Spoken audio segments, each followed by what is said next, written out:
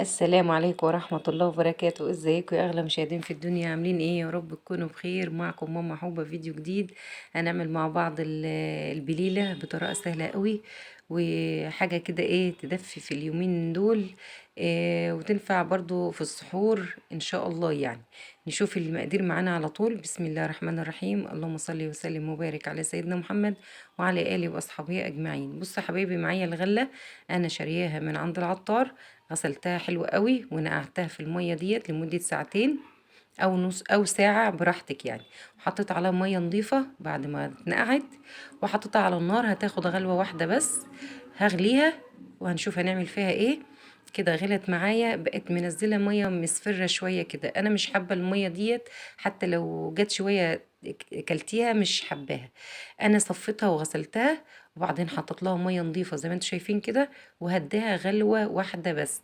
البليله ديت متقشره، ما بتاخدش وقت على النار، يا دوبك تغلي وتطفي تلاقيها فشرت معاكي وبقت زي معانا زي الفل.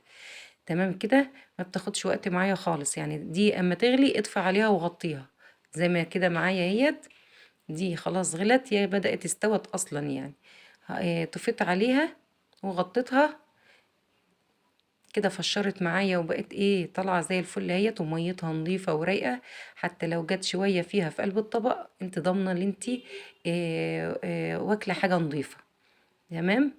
اللي يوصل لغايه هنا بقى يعمل لايك للفيديو دوت، يعني ايه حبة بليلة ولا كلمة بجد، ولا أجدعها حلواني. معايا هنا البليلة بتاعتنا، ومعايا هنا كريم شانتيه أنا ضرباه، و... وقشطة ومكسرات وسكر بودرة وزداني وزبيب وجوز الهند. أي حاجة عندك بقى انت عايزاها تحطيها حلوة قوي. ومعايا طبعا لبن مغلي على النار. حطيت البليلة وحطيت اللبن المغلي. انا ما بحبش احط اللبن مع البليلة يغلوا على النار. بتبقى تقيلة كده، وعيالي ما بيحبوهاش، هما بيحبوها على طول طازة كده يعني ايه. اغلي اللبن وحطي على البليلة. تمام. حطينا السكر. الكريم شانتيه ده انا جبت معلقتين كريم شانتيه بمعلقتين ميه مثلجه، وضربتهم بالمعلقه كمان. اتضربوا معايا ومسكوا زي ما انتوا شايفينها كده. دي قشطه. وش اللبن كان عندي.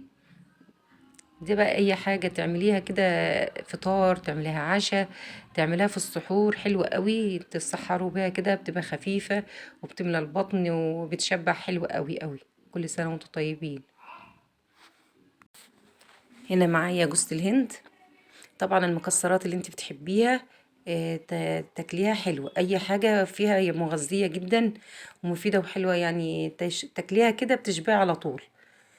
طبعا لو عندك بقى معلقة سمنة بلدي كمان الله عليها تبقى ايه تحفة. بس انا استكفيت بالقشطة والكريم شانتيه يعني ما يبقاش دسم عالي قوي كده. تمام. خلصت معانا الطبقين البليلة العسل دول، بألف هنا وشفا على اللي كلهم. وجربوها بالطريقة بتاعتي دي، واشوف وشكوا على خير، والسلام عليكم ورحمة الله وبركاته.